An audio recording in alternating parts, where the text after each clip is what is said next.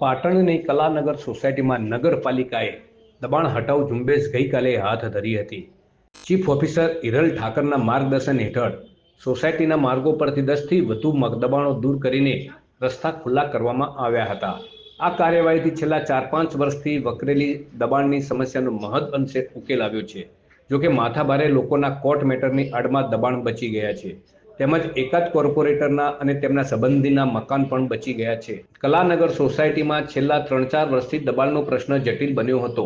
સ્થાનિક રહીશોની રજૂઆતો બાદ નગરપાલિકાએ ઓચિંતી તપાસ હાથ ધરી હતી। ચીફ ઓફિસર હિરલ ઠાકરે જણાવ્યું હતું કે